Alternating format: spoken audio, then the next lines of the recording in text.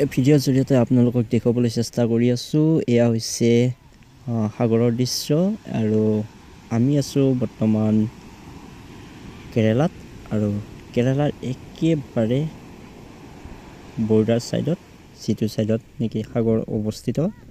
আৰু চাওক, এটা ধুনীয়া সন্ধিয়া আগমন হৈছে আৰু এই সন্ধিয়াৰ আগমনত সূৰ্য অস্ত যোৱাৰ সময়টো আৰু সাগৰৰ পাৰত আমি যেতিয়া আপোনালোকক ভিডিঅ'ৰ জৰিয়তে দেখুৱাবলৈ চেষ্টা কৰিছোঁ আৰু খন্তেক সময়তে দেখুৱাম যে সাগৰৰ পাৰত কিদৰে সৰু সৰু ল'ৰাবোৰে ফুটবল খেলি আছে।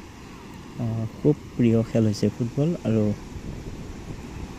ইমান ধুনীয়া পৰিৱেশ সাগৰ, আৰু সাগৰৰ পাৰত যদি কেতিয়াবা আহে ইমান ধুনীয়া লাগিব। হয়তো বহুতে আজিলৈকে সাগৰ হয়তো এনেকুৱাকৈ দেখি পোৱা নাই। এয়া ফুটবল খেল চাওক, সাগৰৰ পাৰত নাৰিকলৰ গছ, গোটেই নাৰিকলৰ গছ আৰু ফুটবল খেলি আছে। ওচৰত ঘৰ আছে যিহেতু,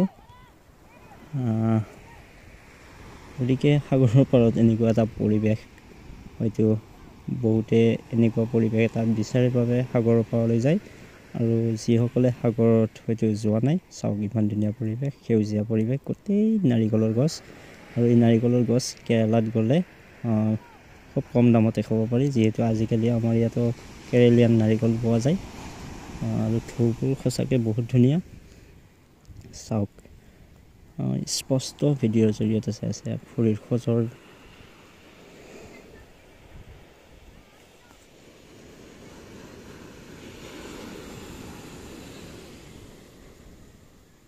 একেবাৰে ধুনীয়া পৰিৱেশ। এটা সোণালী সন্ধিয়া, ৰূপালী সন্ধিয়া, যি বুলিয়ে নকওঁ কিয়, সন্ধিয়াটো সদায় সন্ধিয়াই হয়, সন্ধিয়াৰ আগমন যেতিয়া।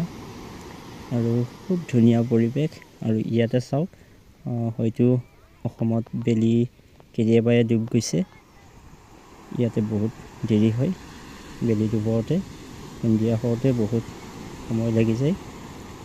বাৰু যি নহওক, খুব ধুনীয়া এটা দৃশ্য, খুব ধুনীয়া এটা মনোৰম দৃশ্য।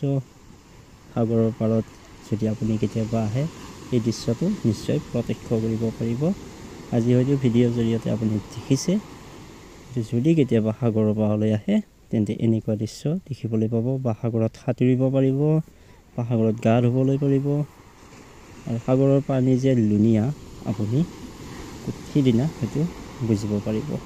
আৰু যিসকলে সাগৰলৈ আহিছে তেওঁলোকে নিশ্চয় জানে যে সাগৰৰ পানী সঁচাকৈ ধুনীয়া হয়।